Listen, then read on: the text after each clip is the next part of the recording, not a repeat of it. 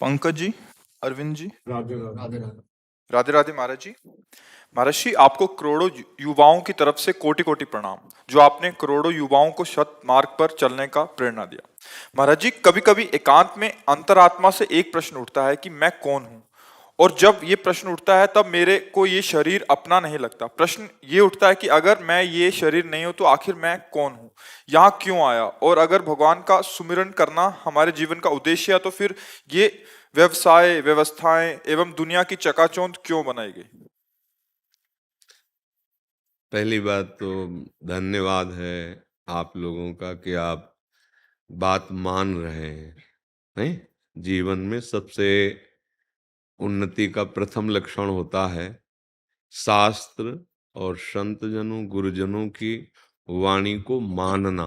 सबसे बड़ी बात होती है, क्योंकि जीवन का जो परिवर्तन होता है, या तो असत वार्ता से तो कुमार्गगामी, और सत वार्ता से तो सन्मार्गगामी। दोनों में वार्ता ही प्रधान होती है। जब हम गंदा संग करते हैं तो दुर्गति हो जाती है, अच्छा संग करते हैं तो सदगति हो जाती है। तो उसमें प्रधानता आपकी हुई, इसलिए सबसे बड़े धन्यवाद के पात्र वो सब हैं जो बात मान रहे हैं। और दूसरी बात, ये जो बात हृदय में आती है कि मैं कौन हूं, पढ़ के ही सही, सुन के ही सही, पर ये बहुत बढ़िया बात है, क्योंकि अपना परिचय मिला नहीं, पूरा जीवन व्यतीत हो गया, तो हम दूसरे का परिचय क्या जानेंगे या भगवान का परिचय क्या जानेंगे। जैसे लोग कहते हैं ना कि भगवान को तो हमने देखा नहीं, तुम कैसे विश्वास करेंगे भगवान है। तो क्या आपने अपने को देखा है क्या?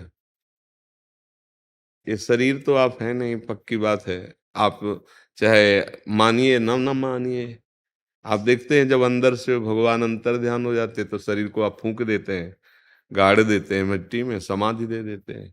इससे कोई प्यार नहीं करता है, वो केवल माया के कारण ऐसा लगता है कि ये प्यारा है, वस्तुतः कोई प्यार नहीं करता। वो जब प्यारा अंतर ध्यान हो जाता है तो इसका कोई आदर नहीं होता शरीर का। इसका हम जो भगवान के अंश हैं, परमात्मा के अंश हैं, चिदानंद, जितना कुछ तुम्हें दिखाई दे रहा है, सुनाई दे रहा है, सोच समझ में आ रहा है, ये सब मायाकृत है। मैं और मोर तोर तय माया, जेह बस कीन्हे जीव निकाया, गो गोचर जहां लगु मन जाई, सो सब माया जानो भाई। माया का ऐसा कुछ रूप समझो जैसे कई तरह का शीशा का एक महल हो। शीशा कई तरह के नहीं होते, एक में बिगड़ा मुंह दिखाई देगा, एक में सुंदर, एक में भयानक, एक बड़ा, एक ऐसा। ऐसे समझ लो एक भवन शीशे का है, जिसमें केवल आप ही आप हैं। अब उसमें आपके हजारों रूप है, कोई बिगड़ा रूप है, कोई सुंदर रूप है, कोई छोटा रूप है, कोई बड़ा रूप है। वैसे एक ही परमात्मा इस माया रूपी सी से कारण, कहीं मनुष्य, कहीं स्त्री, कहीं चर, कहीं अचर, कहीं बुरा, कहीं महात्मा, कहीं उत्तम, कहीं अधम, वो दिखाई दे रहा है नहीं। जैसे उस शीशे के भवन से हटाओ तो असलियत में उसका जो रूप है तब समझ में आएगा। शीशे के भवन में तो एक ही करोड़ों रूपों में दिखाई देगा। ऐसे ही एकोहम बहुश्यामा वेद कहता है, वही परमात्मा अपने आप को बहुत रूपों में करके खेल रहा है। सब संतों ने ऐसा ही अनुभव किया, घट घट में वही रमा हुआ है। आप जो अपना अस्तित्व मान लिए हैं तो उस शरीर के अंतर्गत माने हुए हैं। आप देखो, जैसे आपसे आपका परिचय पूछा जाए तो वास्तविक बात यह है कि आपकी दिमाग में आपको इसी का परिचय है नहीं। अभी तक आप अपने को नहीं जान, भगवान को कैसे लोग जान पाएंगे? तुम अपने को मानते हो ना कि तुम हो, लेकिन तुम जानते हो क्या अपने को? देखा है, समझा है? कोई दर्पण ही नहीं पैदा हुआ ऐसा आज तक सृष्टि में जो आपका प्रतिबिंब दिखा सके। वो केवल ज्ञान के द्वारा है, गुरु वाणी के द्वारा, गुरु के वचनों के द्वारा। अज्ञान तिमिरांधस्य ज्ञानांजन शलाकया चक्षुरुन्मीलितमेन तस्मै श्री गुरुवे नमः। वो किसी दृश्य का स्वरूप नहीं है कि हम उसे देख सकें, वो मैं ही हूं। वो इंद्रियों के द्वारा देखा नहीं जा सकता, क्योंकि इंद्रिय हमारे करण है। जैसे हथौड़ा है तो हथौड़े को तो जानता है जो उसका कार्य करने वाला है, लेकिन हथौड़ा उसको नहीं जानता जो उससे चला रहा है। ऐसे इंद्रियां हैं, वो एक करण है, उसको जो चला रहा है वो आप हैं। लेकिन ऐसी भूल भुलैया में आप फंस गए कि आप अपने को ही नहीं जानते हैं। और अपने को जान ले तो जीवन मुक्त महापुरुष हो जाएं। जो अपना स्वरूप है उसमें कोई दुख का लेश नहीं है। कोई अस्त्र शस्त्र आज तक ऐसा बना ही नहीं सृष्टि में जो उसे छेद सके। नैनम छिन्नन्ति शस्त्राणि नैनम दहति पावकः। वो अग्नि से जलता भी नहीं है, वो वायु के द्वारा सुखाया नहीं जा सकता, वो जल के द्वारा गीला नहीं किया जा सकता। अक्लेद्य, अशोष्य, अदाह्य और एक और चैतन्य घन, नित्य आनंदमय, कोई अभाव नहीं। ये अपना स्वरूप है, अपना स्वरूप। अब भगवान की माया से अपने स्वरूप को हम भूल गए। जैसे हम जब स्वप्न में होते हैं तो स्थूल शरीर का ज्ञान होता है क्या? आप देखो ना, 24 घंटे के अंदर की बात है कि आप जब जागृत में हैं तो आपको ये शरीर का भान हो रहा है कि मैं हूं, लेकिन जब आप स्वप्न में होते हैं तो ये शरीर पड़ा होता है, आपको ज्ञान ही नहीं होता। आप दूसरे में होते हैं, स्वाप्निक शरीर उसे कहते हैं, जो आप स्वप्न में विचरते होते हैं। तो हमारा स्वप्न जब जागृत हुई तो वो मिथ्या हो गया, और जो जागृत से हम स्वप्न में गए तो जागृत मिथ्या हो गया। ये इतने क्षण में तो इसका अस्तित्व तो खत्म है। तो ये मैं नहीं हो सकता, क्योंकि मैं नित्य स्वरूप है। न मैं स्वप्न वाला था, न मैं जागृत वाला हूं। मैं स्वप्न और जागृत दोनों को जानने वाला हूं। अब जब भजन किया जाता है गुरु कृपा से, साधन मार्ग में चला जाता है, तो हमारा मन बुद्धि ये निर्मल होता है, अभी मलिन है। जहां ये निर्मल हुआ तो ये लय हो गया अपने स्वरूप। जीव ही लय हुआ मतलब शांत थे, अपने स्वरूप का अनुभव अपने आप से होता है। इंद्रियों से नहीं होता, मन से नहीं होता, अपने आप से अपने स्वरूप का बोध होता है। वो बड़ा कठिन मार्ग है करना। तो हम जो भी हैं, जैसे भी हैं, पहले स्वीकार करते हैं भगवान के हैं। ये शरीर, ये मन, ये इंद्रियां, जितना प्रपंच माया करता है वो भगवान को समर्पित कर देते हैं। तो भगवान की कृपा से हम जान जाएंगे। सोई जाने जे देव जनाई, जानत तुम्हें तुम्हें हो जाए। तो हमारा जो स्वरूप है वो भगवत स्वरूप है, हम देह नहीं है। अब ये कि फिर हम करें क्यों? तो देखो, हम कर्म में ही फंस गए हैं और कर्म से ही अब मुक्त होना होगा। कांटा लगेगा तो कांटे जैसी आकृति वाले से ही कांटा निकाला जा सकता है। ये नहीं कि उसको हम चाकू से निकालें। कांटा लगा तो सुई या कांटा। हम कर्म में फंस गए, बहुत जन्मों से ऐसे कर्म करते चले आए जिसके परिणाम स्वरूप हम अपने स्वरूप को भूल गए, भगवान को भूल गए। अब हमको उस कर्म के द्वारा ही बंधन से मुक्त होना होगा।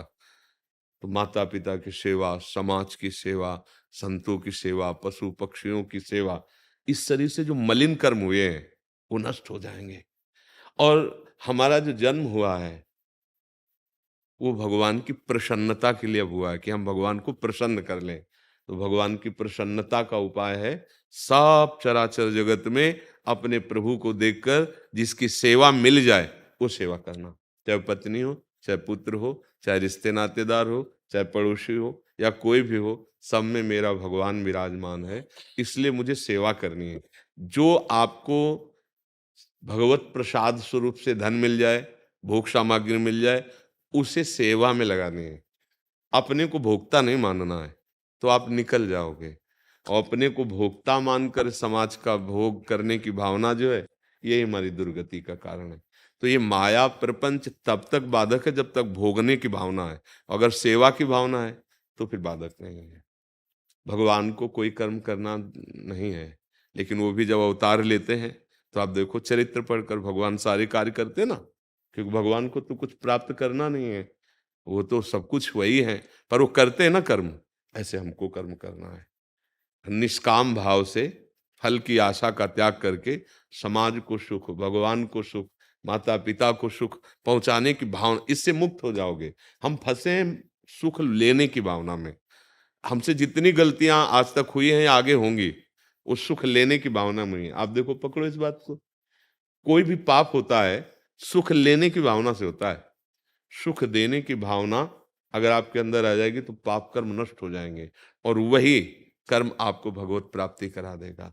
बस हम भगवान की आज्ञा के अनुसार चलें, अर्थात जो शास्त्र हैं, संत जन हैं, उनकी आज्ञा के अनुसार चलें। मनमानी आचरण छोड़ दें तो इस बंधन से मुक्त हो जाएंगे। गंदे कर्म करने से शरीर भाव पुष्ट होता है और भागवतिक अच्छे कर्म करने से ये शरीर भाव नष्ट हो जाता है और स्वरूप बोध होने लगता है।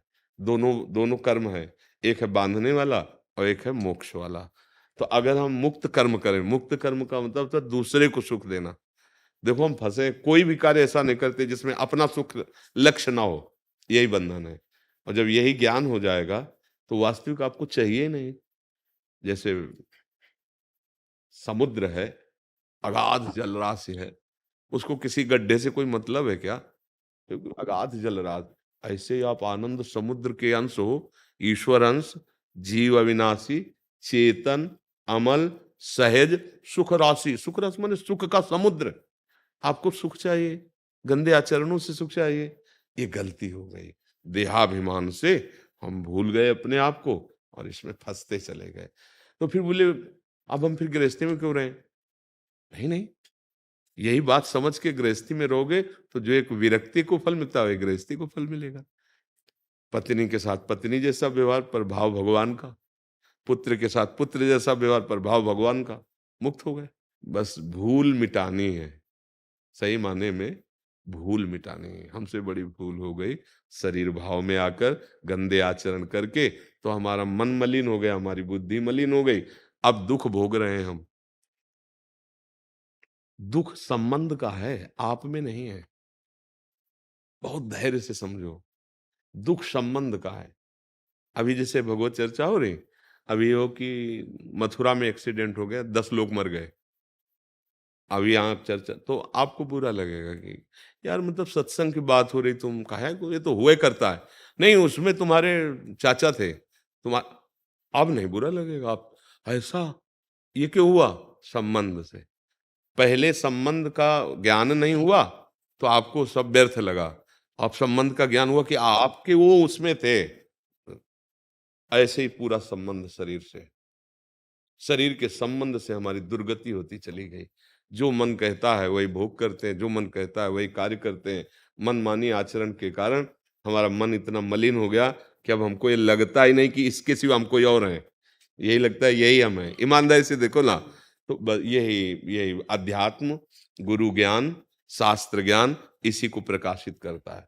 और जो स्वरूप का जहाँ बोध हुआ, तो ये सब माया के जितने खेल नाटक होता रहेगा। अब नाटक होगा, अब सही नहीं होगा। अभी सही, आप नाटक को सही मान रहे हैं, नहीं मान रहे। आप अपने पुरुष मान रहे हैं, अपनी स्त्री मान रहे हैं, आप नाटक है माया का। फिर वो ज्ञानी महात्मा नाटक को नाटक की तरह करता है। गुरु पद में बैठा है तो शिष्यों से शिष्य जैसा बर्ताव, परिवार में तो परिवार, गृहस्थ में तो परिवार, पर वो किसी का कुछ नहीं समझ रहा है। ये केवल माया का नाटक। जैसे आपने कहा फिर रुचि क्यों? क्योंकि असली ज्ञान नहीं है, इसलिए आपको लगता है। आपको केवल स्वांग करना है। स्वांग में कोई नहीं फंसता है। फंसता है जब स्वांग भूल जाता है। नाटक में कोई स्वांग दिया जाता है, फंसता है क्या कोई? ना उसे उस समय जो उसको रोल मिलता है, स्वांग स्वांग मिलता है, वो करता है। पर वो ऐसा होता नहीं है। वो जानता है अर्थ के लिए स्वांग कर रहे हैं। ऐसे ही हम कर्मों में बंध गए, अब हमें स्वांग मिला है, हम उसको अच्छी तरह निभाएं तो हम जो प्रभु हैं वो इस स्वांग से मुक्त कर देंगे, माया के नाटक से मुक्त कर देंगे। कर्म करना बहुत जरूरी है। बिना कर्म किए नहीं, एक क्षण भी नहीं रह सकते आप। अब मान लो हाथ पैर बांध के ऐसे बैठ जाओ, तो कर्म केवल शरीर से थोड़ी होते हैं, अंदर से शुरू है। तो हम सत्कर्म करें। दूसरों को सुख पहुंचाने जैसा कोई परम तप या धर्म नहीं है। परहित सरिस धर्म नहीं भाई। हम फंस गए सुसुखवान। जितने बड़े बड़े पाप कर रहे हैं लोग, केवल सुसुख वांछा। सुसुख माने मैं सुख भोग लूं इससे। तो देखो कैसे राक्षस हो गए लोगों की बुद्धि। हर जगह, चाहे खान पान में देखो, चाहे क्रियाओं में देखो, केवल राक्षस पना, केवल कुछ अर्थ के लिए किसी को भी मार देना, एक इंद्री के भोग के लिए किसी को भी जला देना, मार देना। मतलब आप देखो कैसी स्थिति होती चली जा रही। राक्षस भाव।